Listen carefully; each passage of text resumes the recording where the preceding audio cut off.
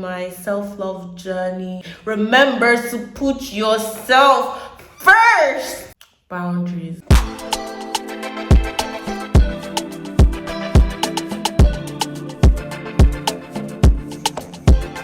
Welcome back to my channel. My name is Madam Crazy. If you're new here, please do well to hit that subscribe button and join the Teddies. Hi, Teddy. Let's get right into it. Alright, so today we're going to talk about a very sensitive topic.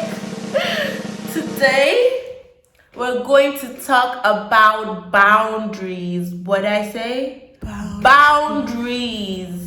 Boundaries are physical, mental, emotional, and verbal borders. Boundaries protect a person's mental, physical health by ensuring respect and integrity of the individual. To be effective, boundaries must be deliberate, intentional, and enforceable. So when you're setting boundaries with somebody in your office, you have to be deliberate, intentional, and enforceable. It's like a border, a stop, where it just divides, where you're saying, if you do this, I'm going to walk. You're not saying it in a way that you trigger the person to actually do it, you know? For instance, true story, I don't like it when people shout at me, or I don't like it when people are raising their voices around me. So I'm talking to somebody else, they start going, oh, you cannot understand. Ah. See, I'll talk to you when you lose that voice. Don't talk to me in that manner. These are like boundaries that you set. You have to be conscious about this to keep relationships. If you're in a relationship with somebody and they begin to set boundaries, don't see like, oh, just have it in your head that they want to maintain that relationship with you. That's why they're setting that boundaries. Because sometimes some people, they even do things and I don't even tell them, oh, you're crossing the line there. Oh, I don't like it when I just cut you off. No energy, I just cut you off. But if I go out of my way to explain it to you and say, oh, I don't like it when you step there, I don't like it when you step in that line, please don't do that, it makes me feel some type of way, please don't do that, it triggers me, please don't say that, I don't like when you talk to me in a derogatory term. If you do that and I don't really like you, more X. But if like I want this relationship to last, me and you type of thing, I will settle down and I'll tell you. State your boundaries when you're with other people. Be assertive. Let them know that stuff, you don't like it. That's the only way it's going to stop. Daring to set boundaries is about having the courage to love ourselves even when we risk disappointing others. So when you're setting boundaries, it really shows self-love. It really shows that you appreciate yourself. It really shows that you care about yourself. Not just caring for other people and caring about if you disappoint them or not. You care about yourself. You love yourself. Having healthy boundaries means knowing your preferences, desires, and deal breakers, and the ability to clearly express them. When you're having healthy boundaries, you know where you're gonna go to and you're gonna need a break. You need to stop. You know what you like, you know what's going to turn you on, you know what's going to turn you off, and you clearly state them. You tell your partner, nah, that thing you're touching, you're going to turn me off. You tell your friends and your family, I don't like when you talk to me like that. I don't like the words you use. You tell your people at work, oh, when you come to collect pen from my desk, please return it back. That is stating healthy boundaries. That is knowing your desires and you're clearly stating them. When you do this, you're not even going to have any stress at all with dealing with yourself because you already know what ticks you and what doesn't. Steps to setting healthy boundaries. 1. Clearly identify your boundaries. Let me break that down for you. Okay, you have to say, oh, when I'm having a conversation with somebody, I don't want them raising their voice at me. That's clearly identifying the boundaries. Or you go, oh, I don't like sharing my, what don't people like sharing? Okay, for me, I don't like sharing my makeup.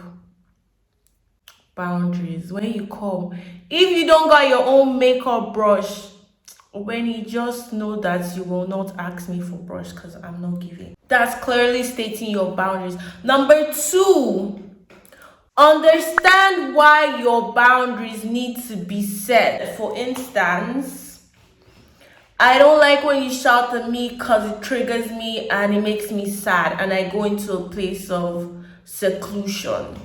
Okay, another one. I don't like people smoking around me because I don't want the smell to stick on my clothes. That is understanding why your boundaries gotta be that way. The third step is being straightforward. When you're on a date with this guy and he goes, oh, I want to see what you look like naked. And he looks at you, don't laugh, don't go, no, don't laugh, just look at him straight in the eyes, be straightforward, and you say, sorry, I'm not into that. Period, Pooh. Period. You say that.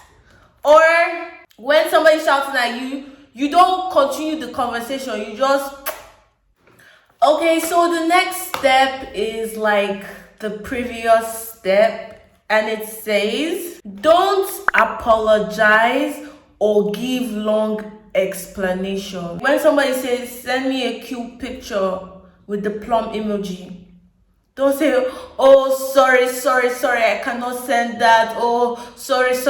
No, cut it off with the sorry. Just air them. Next, use polite voice or tone. You go, thank you, but I don't have the time or the energy for this right now. You see how short and sweet and straight to the point that was. Chef's kiss. Number 6, start with the tighter boundaries first, then you can reduce and go to the softer ones. For instance, how do I put this without offending people? Okay, let's use relationship as an instance. Relationship between, two people. The tighter boundaries you start with. Don't call me after 9 p.m. I'm busy, I'm resting. Then you go, when it keeps going down, watering down. Say, oh, don't kiss me there, kiss me here. You see it.